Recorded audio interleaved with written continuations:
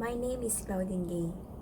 I am a survivor and this is a victim's perspective.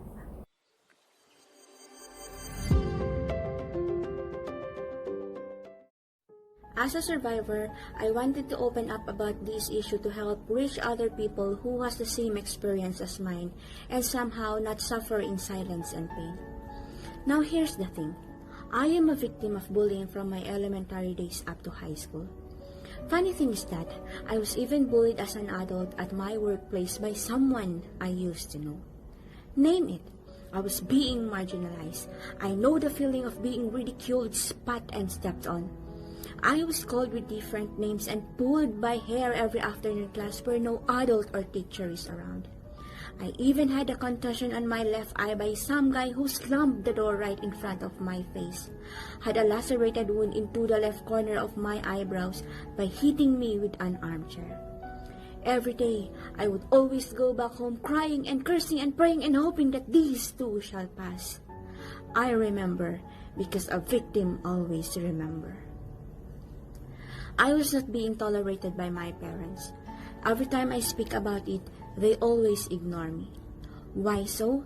Because I was being raised in a Christian low-key family, and one of my family's core values is to ignore and let God. And so, life must go on. But please, you guys, if you're a victim, remember that bullying is not a part of your daily life. Take this as an inspiration and study hard. Go grab onto your dreams and show them how you have become stronger by breaking you. Eliminate the thoughts thinking about it's your fault. Yes, maybe at some point, but it doesn't mean to say it's all your fault.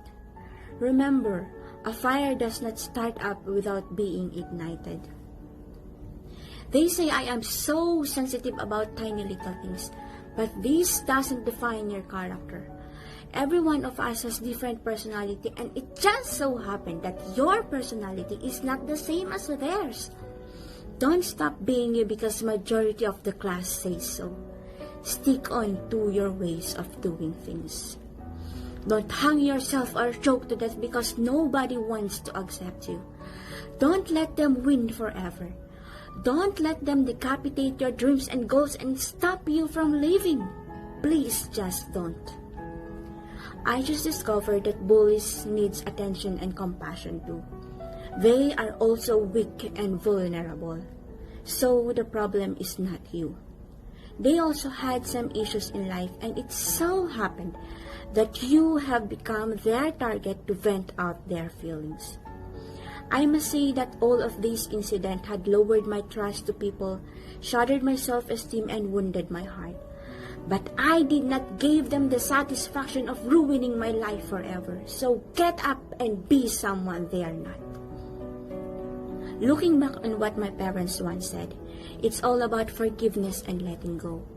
Yes, indeed it is. Don't hold on into the past, because the past doesn't define you. The past doesn't give you the license to hold on to fear and not to dive on into the fresh green waters.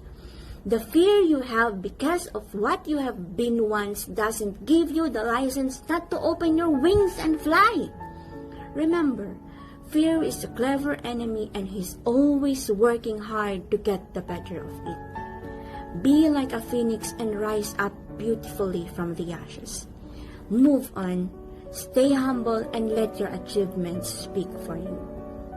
And for you, for every one of you, if you're watching this, thank you and I forgive you. Please forgive me too. So people, if you're a survivor, keep sharing your story and let them show your worth. Thank you for watching!